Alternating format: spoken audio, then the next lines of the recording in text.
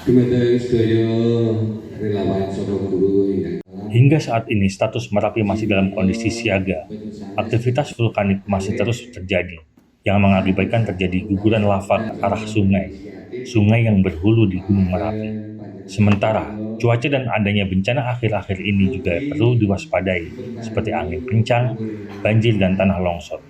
Hal itu diungkap dalam sarasehan dan temu darat relawan Soko Guru Desa Salam, Kecamatan Salam, Kabupaten Magelang, menyambut Tahun Baru 2025. Kegiatan diikuti oleh puluhan relawan Desa Salam dan sekitarnya yang tergabung dalam Relawan Soko Guru atau SOGU. Ini digelar di Gedung Balai Desa Salam. Acara yang digelar dengan tema Temu Kangen Guyon Bareng ini diisi sarasehan kebencanaan. Materi sarasehan disampaikan Ketua Relawan Soko Guru Salam, Muhammad Basir, dan Sesepuh Soko Guru Mbah Bin.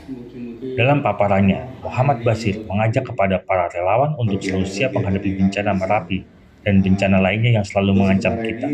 Tidak hanya siap dan waspada, namun sarana peralatan kebencanaan juga harus selalu dalam keadaan siap pakai, agar penanganan bencana mudah dan cepat kita lakukan. Kegiatan ini kegiatan temu kangen sarasehan Soko Guru, relawan Soko Guru, yang mana pada kesempatan malam ini bertepatan dengan menyambut tahun baru tahun 2025.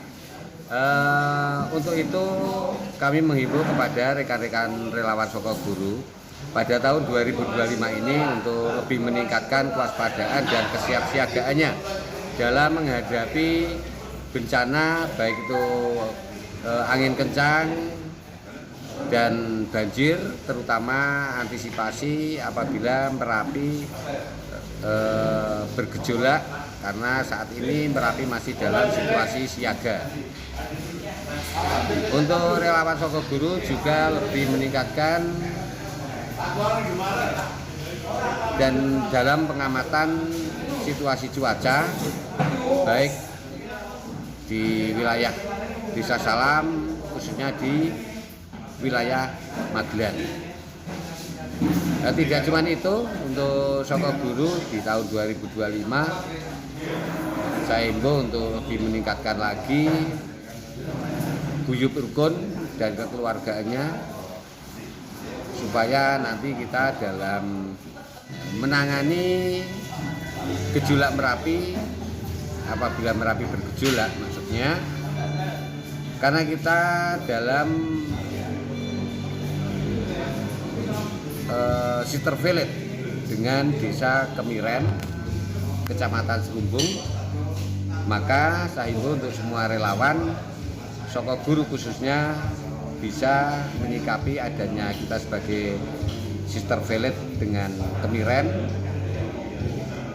Untuk itu kita tetap waspada dan siap siaga setiap saat dalam menghadapi bencana Merapi. Tetap semangat demi masyarakat dan raga yang lain. Acara yang berlangsung penuh suasana keakraban ini berakhir hingga menjelang detik-detik peringatan pergantian tahun. Kemudian acara ditutup dengan kontemplasi, muhasabah, dan doa, dengan harapan tahun 2025 kita dijauhkan dari segala bencana. Dari Magelang, Jawa Tengah, Nurul Abadi di Channel TV melaporkan.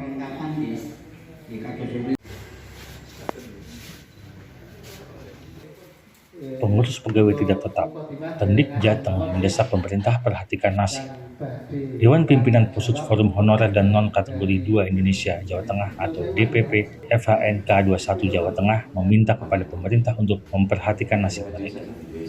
FHNK 21 merupakan persatuan pegawai tidak tetap atau honorer pendidik dan tenaga pendidikan yang terdiri dari penjaga sekolah, guru TK, guru SD, tenaga perpustakaan, dan administrasi sekolah.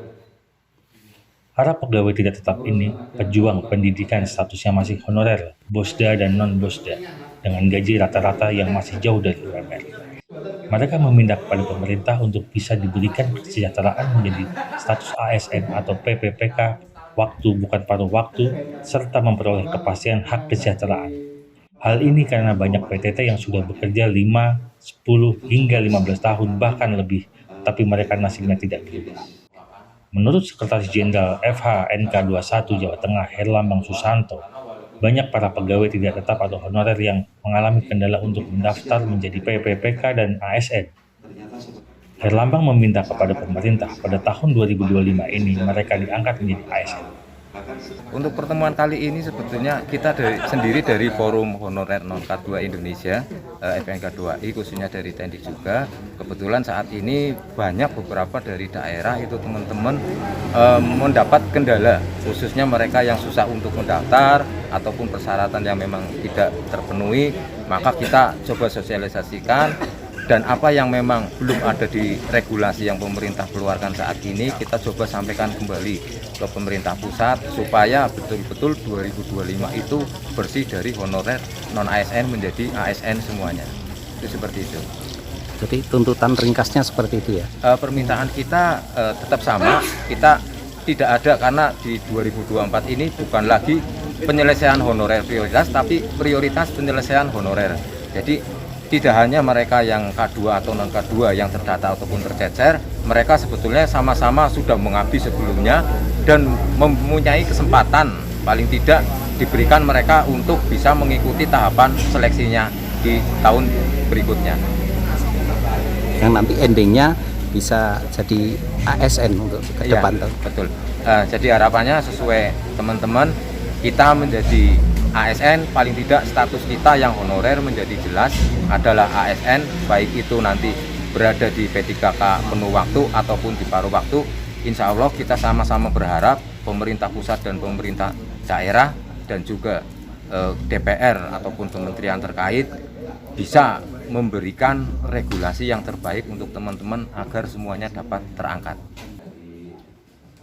Pertemuan yang dilaksanakan di Aula SD Negeri 1 Meranggen, Kecamatan Serumbung, Kabupaten Magelang, ini dihadiri pengurus DPP, perwakilan pengurus pegawai tidak tetap tingkat kabupaten dan segenap anggota Korwil masing-masing kecamatan di Kabupaten Magelang.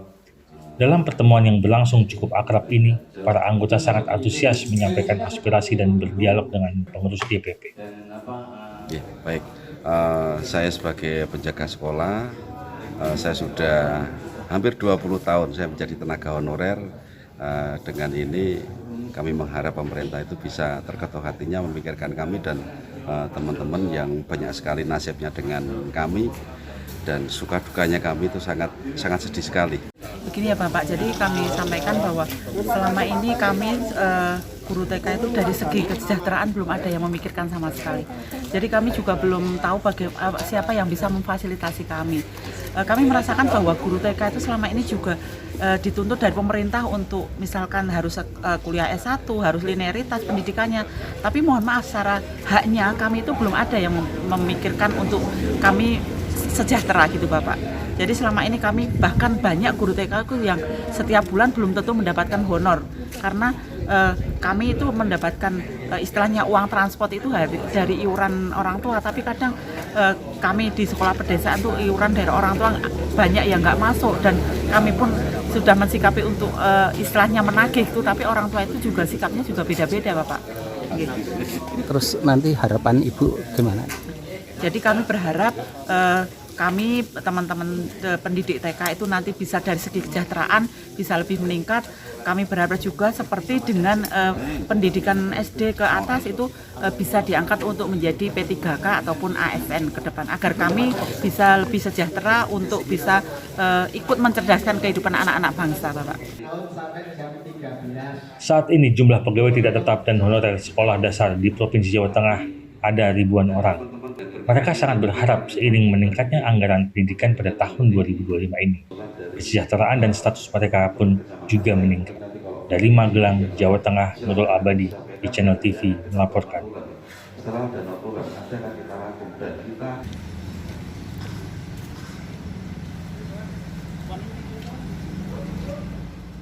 9 pelaku tawuran bersenjata tajam berhasil diamankan tim Resmob Polresta Magelang. Tawuran melibatkan geng Alam Generation dan geng RYTH. Terjadi di wilayah Martoyudan, Kabupaten Magelang. Petugas berhasil mengamankan sejumlah barang bukti berupa senjata tajam yang digunakan untuk tawuran. Terungkapnya tawuran ini berawal dari Polsek Martoyudan yang mendapatkan laporan adanya tawuran di Desa Banyakan, Martoyudan, Magelang. Mendapat laporan, aparat langsung menuju TKP. Di TKP petugas berhasil mengamankan 2 remaja pelaku tawuran yang membawa senjata tajam. Petugas juga menemukan seorang remaja yang tergeletak di tengah jalan dalam kondisi mengalami luka robek di punggung dan kepala. Petugas langsung mengevakuasi korban dibawa ke rumah sakit. Sementara itu, pelaku diamankan untuk diproses. Menurut Kapolresta Magelang, Kombes Polisi Mustafa, modus operandi tawuran dimulai dari saling menantang melalui media sosial Instagram dan disepakati jumlah peserta serta tempat. Jadi modus operandi yang terjadi adalah para tersangka saling menantang di media sosial Instagram dengan istilah have fun. Kemudian menentukan jumlah peserta dan lokasi tawuran.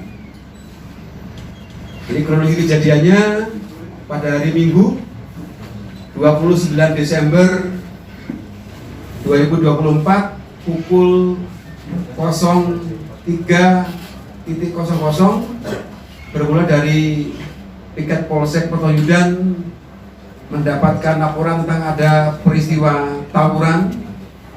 Kemudian piket Polsek dan piket fungsi menuju TKP.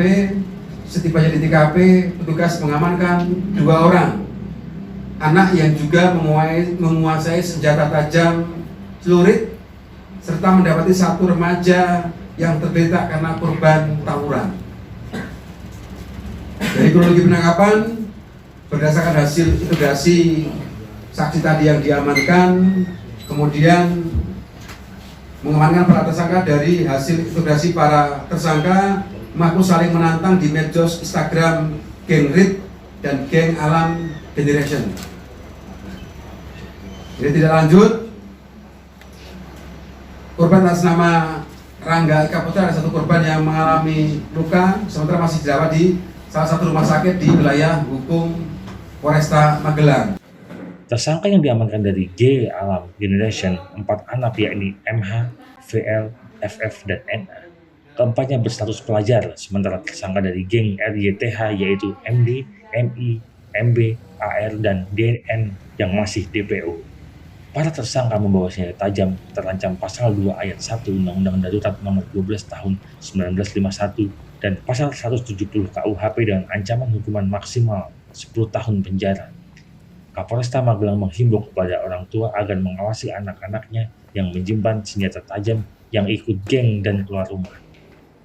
Jadi sekali lagi kami menghimbau kepada orang tua daripada Bapak Ibu sekalian yang memiliki anak di bawah umur atau masih pelajar, tolong dipastikan betul. Karena apa? Kita bisa melihat dari peristiwa ini, salah satu dari kelompok geng Alam Generation ini rata-rata semua di bawah umur dan semua masih sekolah. Kita bayangkan usia umur 16, 17, jam 3 pagi melaksanakan tawuran. Tolong pastikan betul putra-putrinya jam 10 malam itu sudah berada di rumah. Kita bayangkan di peristiwa ini banyak usia anak sekolah yang harus kita jadikan tersangka atau harus menjadi tersangka akan sebuah peristiwa. Dari Magelang, Nurul Abadi di Channel TV melaporkan.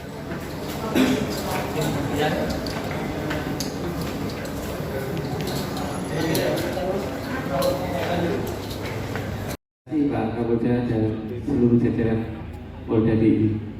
Dengan menggelar operasi ketat pemeriksaan surat kelengkapan kendaraan yang selama ini dilakukan oleh aparat kepolisian tidak berdampak turunnya angka kecelakaan. Metode tersebut hanya untuk mengetahui administrasi surat kendaraan itu sendiri. Saat ini, Polda DI akan melakukan penindakan kepada setiap pengemudi roda 2 atau 4 bila ngebut di jalanan. Metode tersebut ternyata bisa menurunkan angka kecelakaan setelah sebelumnya diuji coba oleh jajaran di Telantas Polda DI. Sebuah karyawan keluar dari sebuah hotel, dia baik-baik saja, maksudnya dia benar. Tiba-tiba ada orang yang tiba-tiba ngebut dan nabrak. Logikanya secara ilmu harusnya nggak terjadi kecelakaan itu gitu. Nah, ternyata kita nggak cukup untuk memberikan pengetahuan. Nah, makanya kami merubah cara operasinya. Kalau operasi itu cek surat-surat, kalau tidak Pada tahun 2024, angka kecelakaan Yogyakarta fluktuatif dalam setiap bulannya. Dengan adanya uji coba tersebut, diharapkan bisa menurunkan angka kecelakaan yang kerap ditemukan dan terjadi di jalan raya.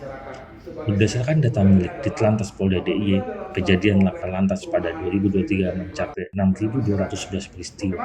Tercatat, korban meninggal dunia 470 orang, luka berat 3 orang, dan luka ringan 8.120 orang dengan kerugian material 3.564 miliar. Sedangkan pada tahun 2024, jumlah kejadian naik mencapai 6.517 peristiwa laka lantas, dengan korban meninggal turun menjadi 393 orang, luka berat 6 orang, dan luka ringan 8.412 orang, dengan kerugian material 8.406 miliar. Serta tahun 2023 angka kejahatan sebanyak 11.112, sedangkan pada tahun 2024 sebanyak 10.467 turun menjadi 1.467, jadi turun 3,22%. Hal tersebut diungkapkan oleh jajaran Polda DIY di salah satu hotel di Yogyakarta. Metode yang telah dicoba oleh Polda DIY di penghujung tahun 2024 tersebut pada tahun 2025 mendatang akan diterapkan untuk memberikan tindakan bagi pengendara yang mengemudi kendaraan mengemudi di jalan raya. Demikian laporan tim Channel TV dari Yogyakarta. Karena definisi dari preemptif itu sendiri.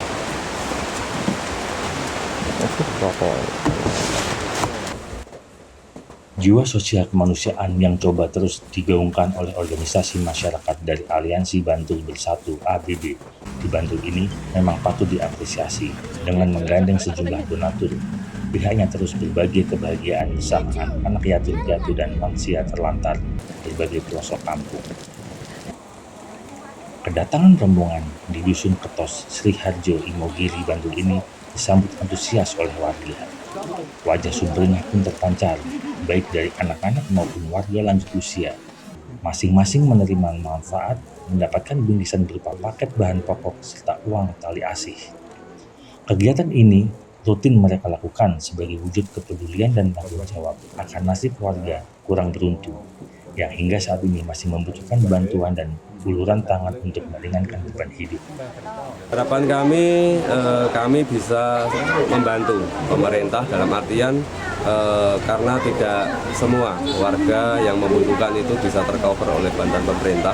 Oleh karena itu, mereka yang tidak tercover oleh pemerintah, kami yang mencari datanya melalui pemangku wilayah di tempat masing-masing, lalu kami hadir, kami datang, memberikan sedikit bansos yang harapannya bisa membawa manfaat bagi mereka semua. Enggak mesti kerja, cuman kadang kalau ada yang suruh ke sawah itu baru kerja, kalau enggak cuman ngangsak itu mas cari sisa padi panenan itu. Jadi bantuan ini sangat membantu. Iya, sangat membantu Bang. Matur nuwun Mas, kula sak rencang diparingi menapa-menapa kula antene matur nuwun. Boten saged males napa-napa ingkang males ingkang kuwaos. Mugi-mugi do diparing menawa sehat waras dayanipun. Tak hanya paket sembako dan uang tali asih, Ormas ABB ini juga turut membagikan ratusan pakaian pantas pakai pada warga. Dari aksi ini diharapkan mampu membantu pemerintah daerah dalam upaya mengentaskan kemiskinan di wilayahnya yang kini masih ada di angka 14%.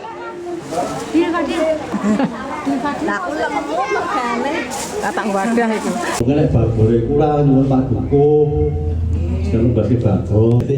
Bank sampah gubris yang dikelola oleh Kedukuhan Dagen Gumuk RT 04 Ringin Harjo Bantul mulai menggelar panen sampah perdana. Satu persatu nampak antusias menyetorkan sampah yang sebelumnya telah mereka pilah dari rumah, mulai dari sampah jenis plastik, logam, kaca, hingga residu kain dan sepatu. Dipisah di masing-masing karung berbeda, kemudian ditimbang dan dicatat dalam buku. Sebagai tabungan dengan nilai nominal rupiah, Bank sampah di RT 04 ini telah resmi di-launching oleh Lurah Ringin Harjo dan bakal menyusul pedukuhan lainnya dengan konsep serupa, yakni pemberdayaan masyarakat pilah sampah tuntas dari rumah, sebuah program yang diinisiasi oleh Lurah Ringin Harjo untuk mewujudkan Bantul bersih sampah. Inilah salah satu wujud kita membina warga kami untuk segera bisa melaksanakan pilah sampah di tingkat rumah tangga. akhirnya nanti bisa tercapai, semoga bisa mencakup semua wilayah di Kelurahan Ingin-Harjo, mulai terbentuk beberapa kelompok-kelompok pilah sampah dengan tujuan akhir nanti kita minimal bisa membantu pemerintah mewujudkan Bantul bersih sampah 2025. Saya sebenarnya sudah kepikiran dari dulu ya, cuman karena belum ada yang memfasilitasi seperti sekarang ini, dengan adanya Gubrus ini saya antusias sekali karena sampah di rumah tangga sekarang sudah ada solusinya. Terlebih sampah, tempat pembuangan sampah di Bioman sudah ditutup ya, manfaatnya besar sekali, terutama untuk lingkungan menjadi lebih bersih, lebih asri, dan tentunya lebih sehat. Bisa dirupiahkan nanti jadi tambahan pendapatan untuk keluarga. Melalui pendampingan yang secara berkelanjutan dari KSM Pilah Berkah, diharapkan masyarakat mampu teredukasi bagaimana tata kelola sampah yang baik dan cara pemilahan yang menarik, sehingga terwujud lingkungan yang bersih, sehat, dan sejahtera.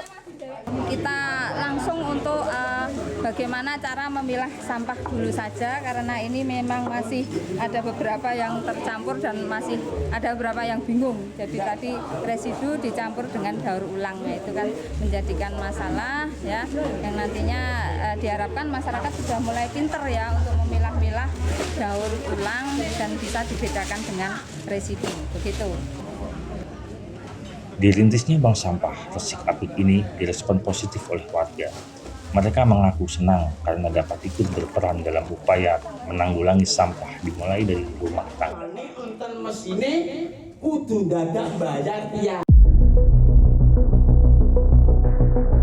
Seorang wanita ini dengan inisial H atau Helena Heni, umur 43 tahun, warga Ambarawa, Kabupaten Semarang, babak belur usai jadi korban pencurian sekaligus kekerasan oleh teman kencannya. Korban alami luka parah di bagian kepala setelah dipukul oleh pelaku menggunakan pistol korek api, hingga tak sadarkan diri dan ditinggal di semak-semak area persawahan. Selanjutnya korban melaporkan kejadian tersebut kepada aparat kepolisian. Kurang dari 24 jam, pelaku penganiayaan terhadap korban berhasil dibekuk polisi. Pelaku atas nama Yuswanto, umur 45 tahun, warga Kabupaten Klaten, Jawa Tengah, dibekuk di DKI Jakarta oleh tim Resmob Polres Klaten. Setelah menganiaya korban, lalu barang berharga milik korban dirampas oleh pelaku. Ironisnya, barang berharga yang dirampas oleh pelaku ternyata perhiasan imitasi. Selain membekuk pelaku, polisi juga berhasil mengamankan sejumlah barang seperti handphone, perhiasan seperti gelang tangan, kaki imitasi, anting imitasi, kalung imitasi. Motif pelaku melancarkan aksinya untuk memenuhi kebutuhan hidup sehari-hari. Diketahui, pelaku yang bekerja sebagai buruh harian lepas sudah memiliki keluarga. Kronologisnya, tersangka pukul di bagian leher korban sebanyak 1 kali dari belakang menggunakan pistol korek api sehingga membuat korban terjatuh dari motor. Kemudian korban berteriak, dan karena si pelaku ini tersangka merasa panik, maka tersangka memukul kembali korban dengan pistol korek api milik tersangka secara berulang kali di bagian kepala korban hingga membuat korban tidak sadarkan diri. Tersangka menyeret tubuh korban sejauh kurang lebih 20 meter dan korban duduk di sepeda motor hingga menuju ke semak-semak. Lalu tersangka mengambil barang-barang milik korban. Setelah berhasil mengambil seluruh barang milik korban, tersangka meninggalkan korban sendirian di TKP. Bisa sekali. Kenapa kamu melakukan ini? Karena kebutuhan terlibat kebutuhan ekonomi dan saya gelap mata. Gelap mata. Kenapa? Kerjanya saya buruh, Pak. Kok kamu pukul kenapa kepalanya? Iya, karena saya ini memiliki harta korban. Resya Syafitri di Channel TV Klaten melaporkan.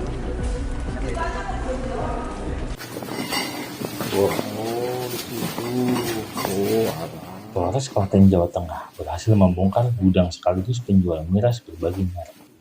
Sebanyak 420 botol miras berbagai merek dan miras oplosan diamankan polisi.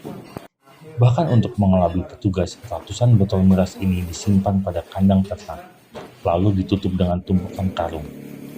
Di dalam razia ini, petugas sengaja menyasar pada penjual miras yang berkedok toko kelontong yang beroperasi secara ilegal. Razia minuman keras ini sebagai upaya dalam mengantisipasi pesta miras saat malam pergantian tahun. Diketahui, miras merupakan pemicu aksi kriminalitas yang terjadi dan sangat meresahkan. Setelah dikumpulkan dan didata oleh petugas, selanjutnya barang bukti ratusan miras ini diamankan untuk dibawa ke Mapolres Klaten. Selanjutnya, penjual miras akan jalani sidang tindak pidana ringan atau tipiring di pengadilan.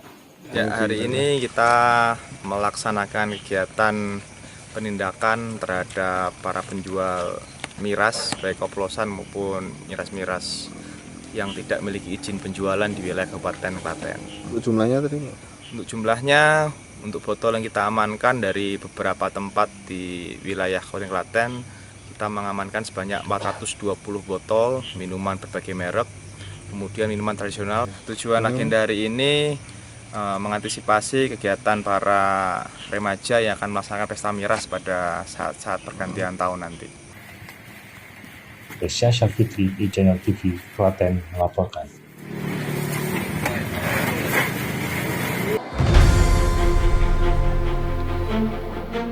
Gelombang penolakan terhadap rencana kenaikan PPN menjadi 12% terus disuarakan. Di Yogyakarta, warga kebanyakan emak-emak menolak dengan tegas rencana tersebut. Mereka kemudian membuat surat terbuka yang ditujukan kepada Presiden Prabowo Subianto. Emak-emak meminta Prabowo membatalkan rencana kenaikan PPN 12% tersebut, sebab hal itu akan memberi efek domino berupa naiknya harga kebutuhan masyarakat. Mereka mengancam akan memboikot membayar pajak jika PPN 12% jadi diberlakukan tahun depan. Bapak, kami emak-emak di Yogyakarta melayangkan surat ini sebagai pertimbangan atas kebijakan pemerintah saat ini, yakni menaikkan PPN 12% yang akan diberlakukan pada bulan Januari 2025. Kami mohon dengan sangat agar Bapak Prabowo mempertimbangkan dan menerima beberapa masukan kami. Untuk itu, Bapak Prabowo yang sangat kami hormati, kami sayangi, kami cintai, bersama surat ini, kami emak-emak di Yogyakarta meminta untuk dibatalkan kenaikan PPN 12%. Dan kami minta ada transparansi laporan pajak oleh pemerintah agar dibaca oleh seluruh rakyat Indonesia. Mohon maaf sekali Pak, jika masih tetap diberlakukan, maka kami dengan terpaksa tidak bisa membayar pajak tersebut, alias kita akan melakukan boikot pembayaran pajak. Setuju Mama? Warga juga meminta kinerja Menteri Keuangan Sri Mulyani dievaluasi jika perlu diganti dengan yang lebih berkompeten. Demikian laporan tim Channel TV dari Yogyakarta.